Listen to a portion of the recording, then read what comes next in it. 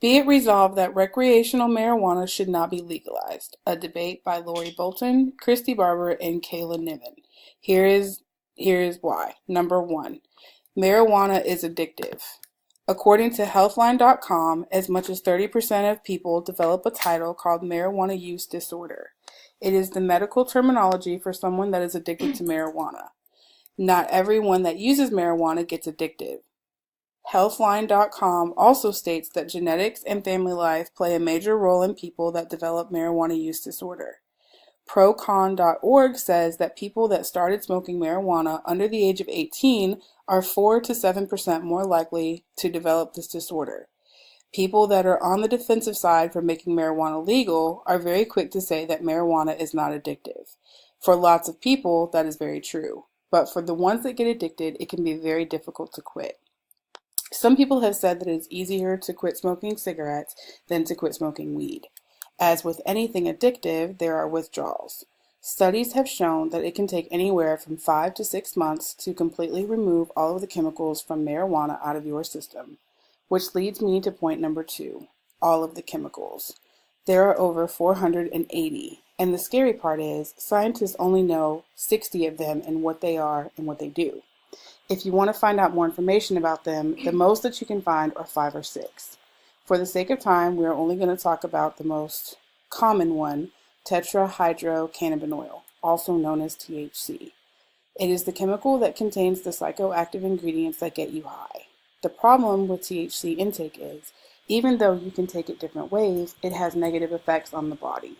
If you smoke weed, the most common way to intake marijuana, you develop the biggest risk for problems. Although studies have shown studies between lung cancer and marijuana use alone are unclear, the facts on the carcinogens are staggering.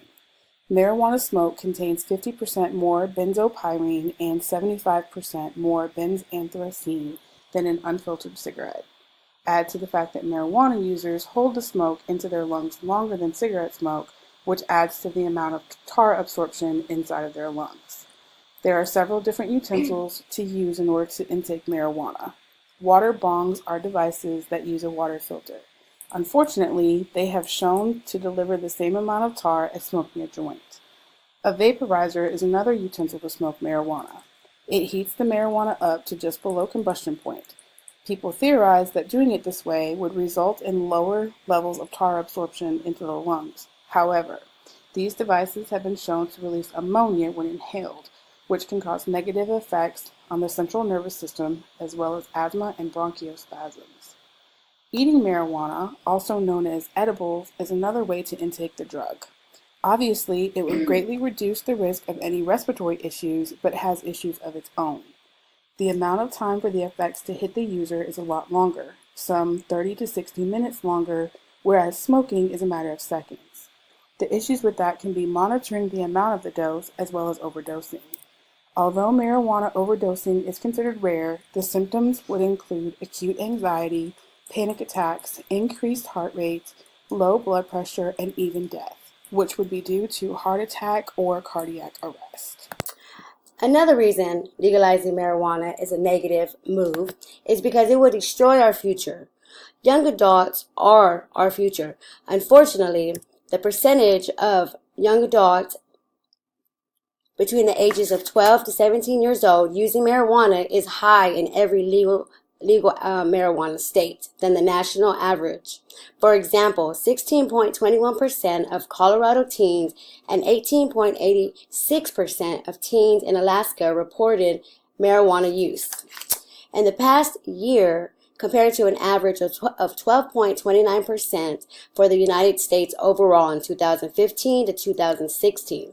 Marijuana is especially dangerous for young adults because human brains are not fully developed until around age 25. During adolescence, it is a significant amount of brain development that is happening, especially in the parts of the brain needed for complex tasks, organizations, planning, and judgment. Adolescence is an important window of opportunity and sensitivity for the brain with the rapid brain connectivity. How the brain is used during adolescence and what it is exposed to will have lifelong effects. The brain prefrontal cortex, which is responsible for important functions such as impulse control, attention, focusing, and personality, is the last area of the brain to fully develop.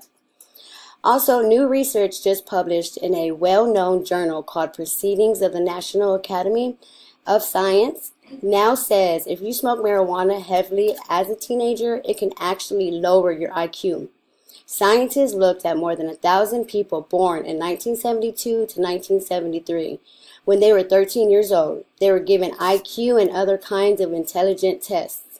They were interviewed every few years about their use of marijuana, and then tested again when they were 38 years old. The result? Those who smoked weed heavily as teens showed mental decline even after they quit using the drug and had, on average, an 8-point drop in their IQ score. An 8-point drop could push a person of average intelligence into the lower tide of testers.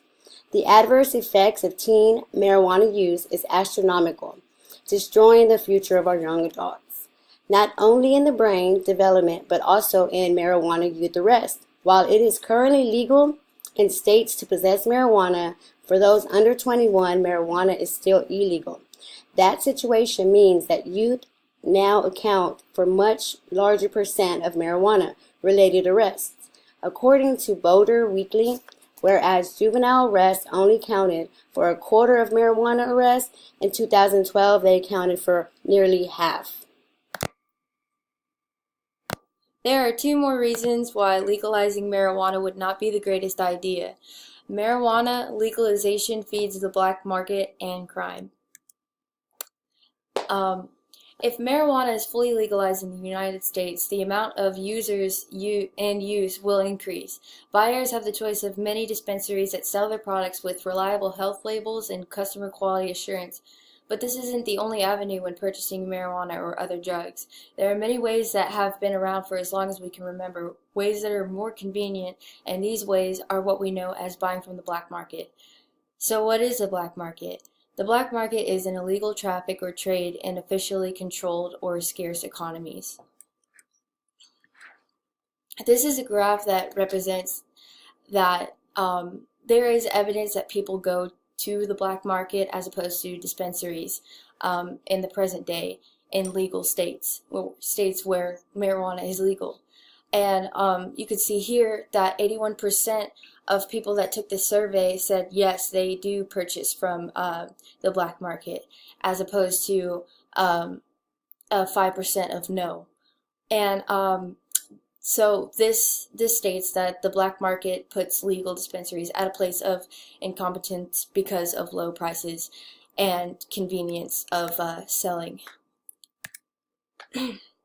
This is an issue because there is plenty of fraudulent activity to back up how purchasing through the black market can lead to permanent punishment. Rocky Mountain high-intensity drug trafficking areas conducted research that gives us these 3 points right here in 2018, and what they found is that the U.S. mail system has recorded a 1,042% increase in the amount of unlicensed packages containing marijuana from 2009 to 2017.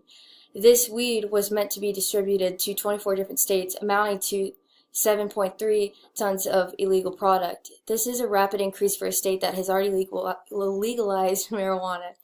Imagine if the other states added to this. There have been 239 felonies as well because of black market trade. This is all these people within the black market are involved in unlawful activity regardless of legalization, but because of legalization are seeing more opportunity. Why is this an issue?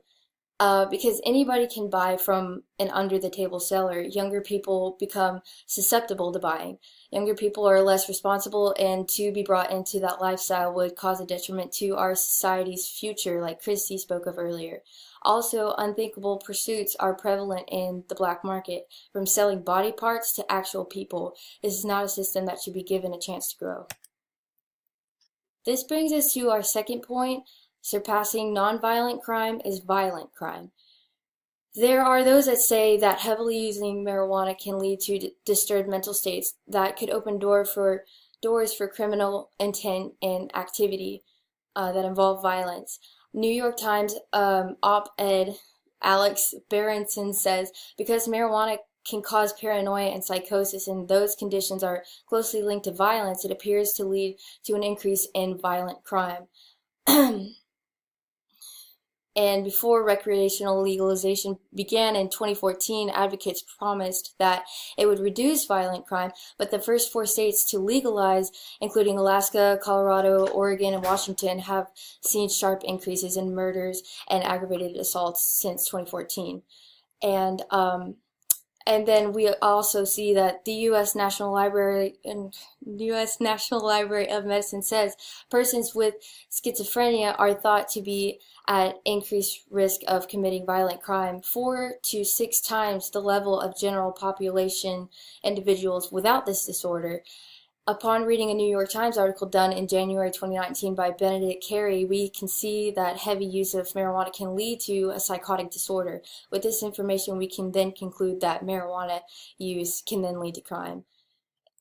And then on top of that, there is already a problem that we not only have in the foreseeable future, but some facts that already exist to back up that criminal behavior by users is a real thing. 80% of the adult males arrested for crimes in Sacramento, California last year tested positive for at least one illegal drug, and marijuana was the most commonly detected drug found in 54% of those arrested. And so that brings us to our conclusion. Recreationally using marijuana can be lighthearted once or twice, but as for most people don't just do it once and continue to explore increased use. Crime could be on the rise. Crime is something we don't need more of, and the protection of our people should come before any other reason for legalizing recreational marijuana. Recreational marijuana use has much more depth than we are giving it credit for, and these reasons stand to prove this. Therefore, in essence, this is why we shouldn't give it a place in the legal world and keep it illegal.